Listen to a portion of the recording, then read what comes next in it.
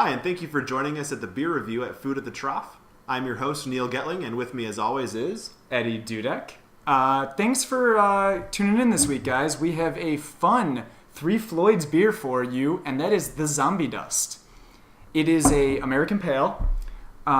This is, Three Floyds is really close to Chicago, right, Neal? Yeah, it's just over in Munster, Indiana. Right, so it's really wickedly close to where Neal and I are. And the weird thing is it's always sold out everywhere. Everywhere. It's unbelievable. You can, barely ever get their, normal, Gumball Head, Three Floyds is the brewery. Gumball Head, Zombie Dust. Alpha King. They're always sold out. Yeah. This is absolutely one of our favorites, though. It's an American Pale. It's a single-hopped American Pale, which is interesting because that's actually not usually the case for pale ales. They usually have a combination. Yeah. For example, the Daisy Cutter. We remember when we went to the Half Acre Tour for Daisy Cutter, they mentioned that Daisy Cutter has 5 or 6 different types of hops in it. So they're different meld. Yeah, and so this one, single hop, and that is the Citra hop. And so Citra is kind of like the new jam, if you will, for pale ales and IPAs. I don't get that reference. I just mean it's like the new popular thing. Like everyone's into Citra hops, and I have to say, so am I. It's absolutely one of my favorite tasting hops. So it's pretty exciting that we get to review and go over this one for you guys. Yeah. Spoiler alert: we have had this one before. Three Floyds is one of our favorite breweries. Yeah. There's a reason they're sold out. A, they're super creative. B, they're super delicious. Yeah.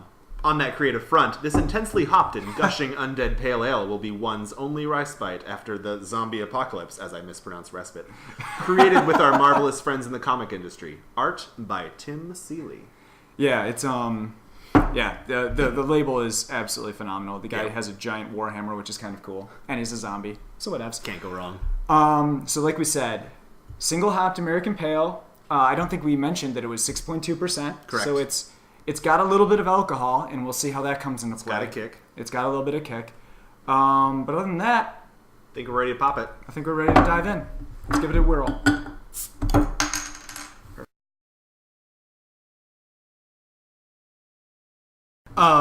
So I feel like we both kind of went a little vigorous on our pour there, Neal. Yeah, a little bit. I had trouble with the one I poured earlier today, so I figured I'd give it a little bit more pep. And, well, we kind of match. Yep. So this is going to be a moment. Blow on a little bit. But it's fine. I mean, you can still go through the color. No, very, yeah, very light pale orange.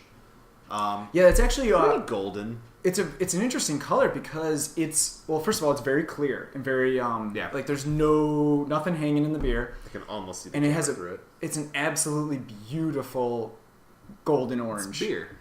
Yeah, this is the beer color. If you were going to have a Crayola crayon that was called beer, it would be this color. Probably. I would agree with that. All right. Hey, cheers. So, my aroma that I'm getting is basically grapefruit. Yeah. I get a little bit of spice, kind of spiced grapefruit. I don't want to say peppery, but almost like peppered grapefruit. I don't get a lot of the spice, but I am a little bit stuffed up. I get mostly hops with that hint of grapefruit still there. And it makes sense with the Citra hops. Yeah, absolutely. Citra hops are, I believe, from the Pacific Northwest, and they are proprietary, which is interesting because there's a lot of shortage of Citra hops nowadays. For home brewers and, from the likes of Three Floyds, gobbling them all up for this delicious beer. All right, so let's see.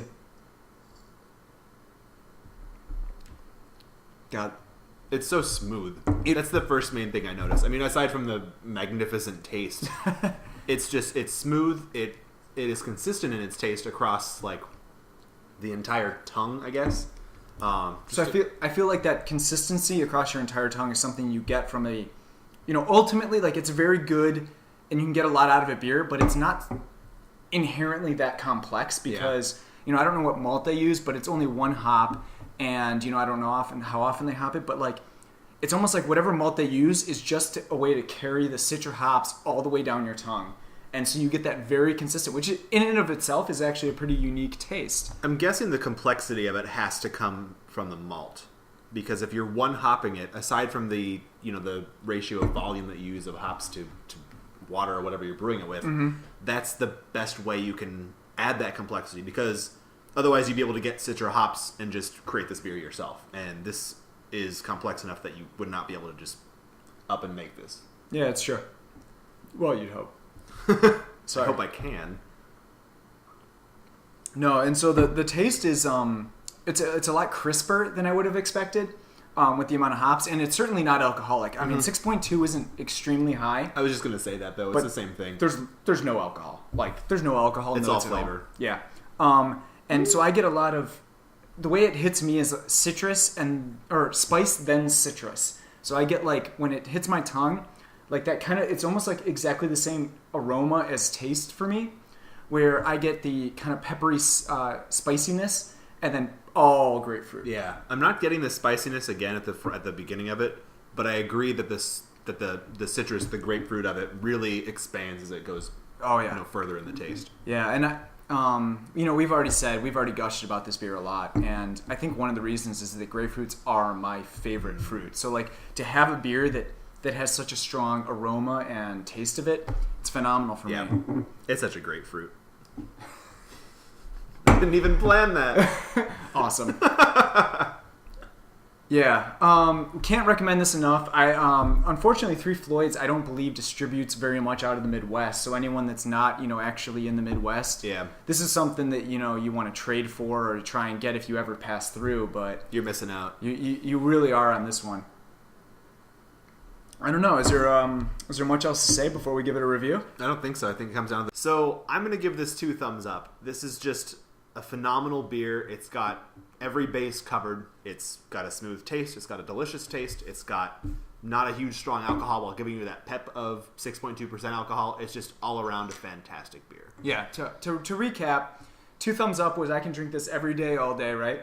1 thumbs up is I would go out and buy this and be pleased to spend my money on it. Middle of the road is I would not argue if someone gave this to me, but I probably wouldn't really go buy it. And then thumbs down is, you know what, I'm just not into it. Just over it. Over it's a good term. So Neal gave it 2 thumbs up, which all day, every day. I'm also giving it 2 thumbs up all day, every day. First time that both of us have agreed. First time either of us have ever given, one of us given it 2 thumbs up. Yeah, that's true. We said we were going to hold back on that, but this is... It's too good. Too good to not. It absolutely is. One of the big things is that when... Sorry, I had to have the drink to reaffirm myself. One of the big things is that when you take a sip, after like a beer or two, it doesn't collect in the back of your throat. And that's big for these hoppy, relatively alcoholic beers, is they tend to get too sweet in the back of your throat. And you don't get that at all, right? No, the sweetness is cut by the bitterness of, the Citra hops. And, a lot of ad campaigns are like, ugh, bitter beer. This is bitter in all the right ways. It keeps the flavor of the grapefruit very... subtle and bitter with that, but it's in a beer taste. I don't really know how to explain it better than that. No, it's it works really well. And so to say that it doesn't collect like a very strong IPA where it's trying to overcome the bitterness with the malt, like that's not at all. All we can say is it's one of the best hop beers we've had. Best well balanced, everything about that. I mean, we just gave it 4 thumbs up for 2 people. Yeah. And that's something that we're going to try not to do very much because we want to be, relatively impartial. We want to be nice to the companies, but we also want to, make it difficult for people to be our favorite beer ever. Right. This is up there. If this was the last beer I drank, I would not be disappointed. Oh, yeah. And that's why it gets 4 thumbs up from the 2 of us. I think I can no longer say that I'm that's right. Indifferent to hoppy pale ale beers. Please, because before you were saying that you're not a hot person, I've turned you into one. I'm definitely a hot person at this point. I don't think I can ever say that again in my life. I love IPAs. I love pale ales. I love American pale ales. Bring them to me. Well, I'm pretty sure we're going to have to review a stout next now. Yeah. We need to alternate, and we've been doing that pretty well. Yeah. So... The beer review at the Trough Network, part of Food at the Trough, gives Zombie Dust by Three Floyds very big thumbs up. Highly recommended. Can't recommend enough. Yep. So thank you for watching our latest beer review, episode 6. 6. Numbers? Yes. Okay. Yeah. 6. It says it like that. 6. We hope you tune in next time.